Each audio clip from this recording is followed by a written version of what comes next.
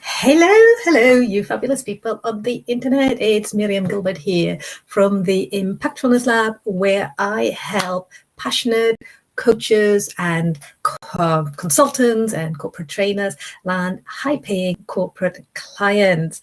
And I do that by combining my 20 plus years of experience as a senior corporate decision maker and CFO with my absolute obsession about all things behavioral science and neuroscience nerdery.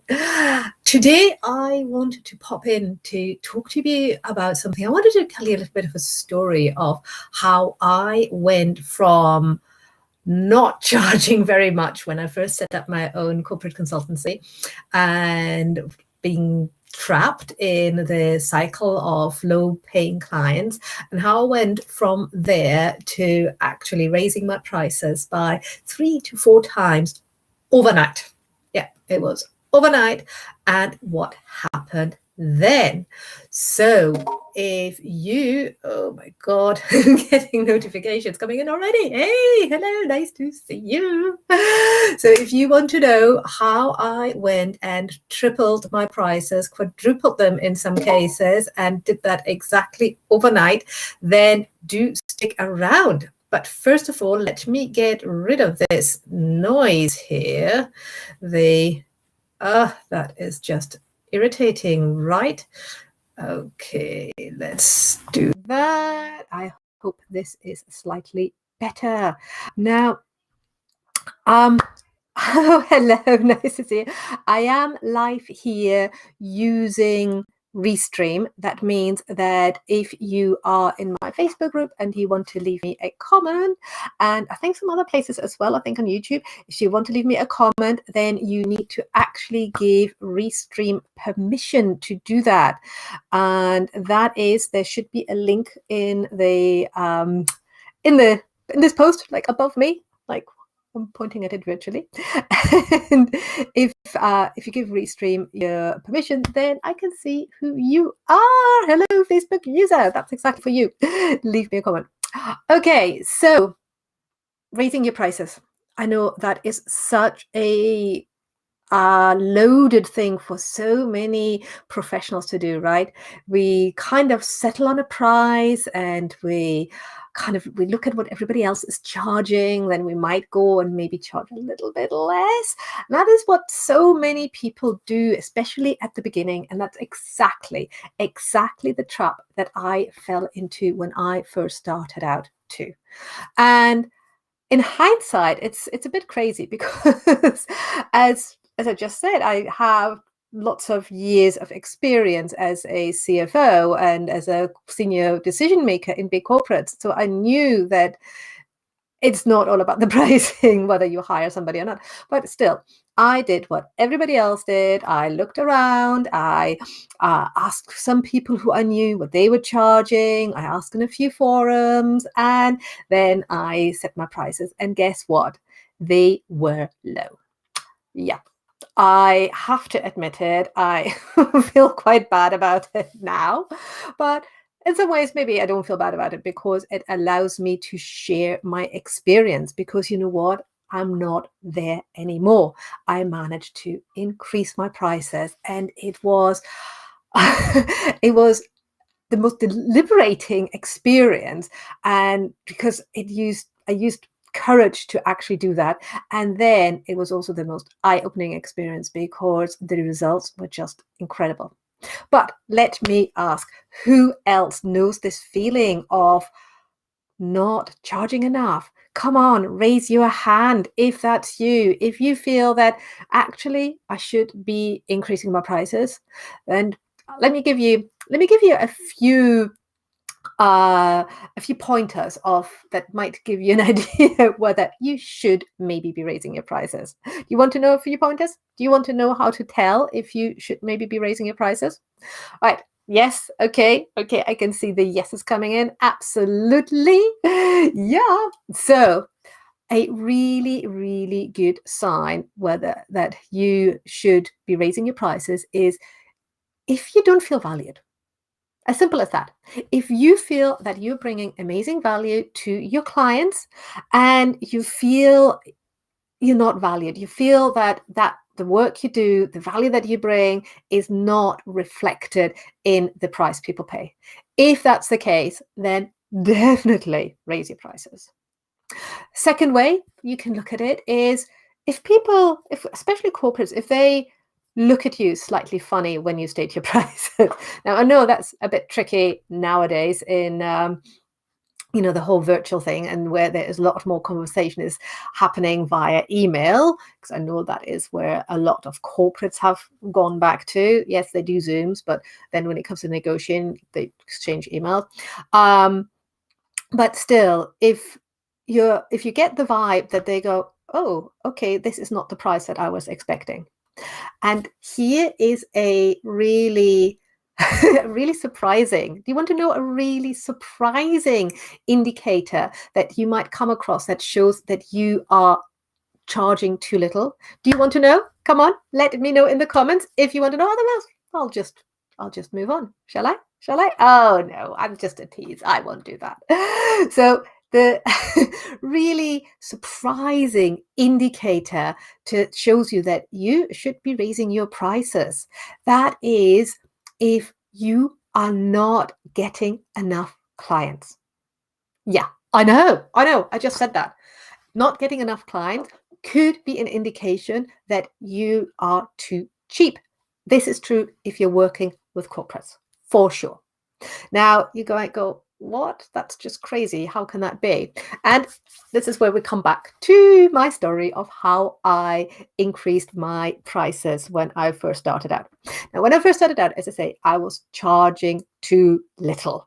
And it was and I got clients, yes, but I didn't get Dreamboat clients, and I didn't get enough Dreamboat clients. That was the main thing. I had some really nice clients, but I didn't get enough Dreamboat clients.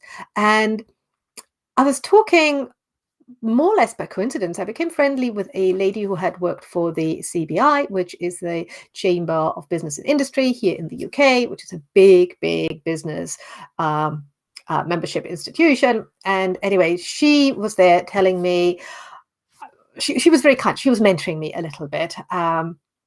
And she asked me my prices, and I told her what I was charging for workshops, for strategic intervention courses, for various things I was doing for facilitation. And she just looked at me and said, no, seriously, Miriam, stop it. And I'm like, what am I doing? What am I doing? And she said, stop it. These prices are crazy low. Nobody will take you serious. And I thought, oh, okay. Nobody will take me serious. And she said, yes, nobody will take you serious. If you're charging this little, then they won't believe that you can come in and help them drive their business strategy. They will not believe that you can come in and really bring value to their employee proposition. They will just not believe that you have what it takes, because people who do that kind of thing and who are generating big results, they don't sell themselves so cheaply. And I was like, oh, okay, that's true. And then I looked back to my pre-corporate days when I was a consultant for PwC, and all my friends were consultants, and I was like, that's true. If you work for one of these big firms, you get hired out at a much higher rate than I was charging. And if I want to play on that kind of level, then I need to show the confidence that I have in the value that I can bring. And I'm not showing that if I am charging very little. Does that make sense? Please let me know in the comments. Does that make sense that you have to charge your value to be taken seriously? If you're catching this on the replay, then leave hashtag replay, charge your value to be taken seriously. That's a long hashtag. So that's just a hashtag replay, charge your value. It is so important if you want to be taken serious, if you want people to take action, if you even want to get into the door. If you charge too low, you will not be taken serious. So once I had that mindset shift that, okay, I do need to charge the right value, I still had a bit of reservations. I still wondered how, yeah, I needed to get my head into the right place. And what I did there, and this was literally changed everything overnight. I sat down one afternoon and I opened an Excel sheet and I used research that I had previously done about the various statistics and survey research about the areas that I work in, which is all about improving leadership and employee propositions, and said, okay, if I help a client, for example, reduce the rate of sickness absence, or reduce the rate of employee turnover, or reduce the time that it takes them to make decisions. Oh my God, that was such a good one. How much does that equate to in actual pound signs, because I'm in the UK, but how much does that actually equate to? So being a CFO, I knew how to set up a nice spreadsheet, and I just worked through, plugged the figures in, and then when I looked at the numbers, I fell off the chair, quite literally, because I realized that reducing the rate of employee turnover by just, say, 5%, which for some companies, some industries where there's really high turnover, that's not a lot, because you're not reducing it to 5%. You're just reducing it from, I don't know, maybe I think the example I was using at the time was a 20% turnover. And it's like, let's bring it down to 15%, which is still, for some industries quite high if people are paid extremely well. And just reducing it by that, I would be saving these organizations thousands, hundreds of thousands, in one case, millions. And I'm like, oh my gosh, if I'm saving them this much by my interventions, which just take a few days and a little bit of work, then I should be charging a much higher value. And doing this exercise for the few areas that I work in blew my mind. It opened my mind to the real value I brought. And I thought, right, this is it. As of tomorrow, and I literally started the very next day, I am tripling and quadrupling my prices. And you know what? It worked. It worked beautifully. It was absolutely magic, because when I approach clients now, or people are coming to me, reaching out to me, and I stated my prices, my my previous measly conversion rate of probably about, I don't know, how was it, 30%, it jumped. It literally jumped. It was probably from 30 to 50%, but it jumped to 82%. Whoop. That is amazing, isn't it? That means 8 out of 10 people that I spoke to were buying from me at my new prices. So it blew my mind, and it made me really, really passionate about telling other people who are in my situation, people who are passionate about their work they do with corporate clients, how we change the corporate culture, how we change the corporate landscape in a way, because we're changing how corporates act and think and behave. And we want to be working with these people, and we want to make the impact that we are making. And that is why we should actually increase our prices, because then we get more of these clients, we get to work with more people, and we get to make more of an impact. I hope you enjoyed that. And here is something for you. Now, the way we think about pricing and the way we approach pricing has a lot to do with what I call our pricing archetype. And that is a mixture of our mindset, our history, our values as well.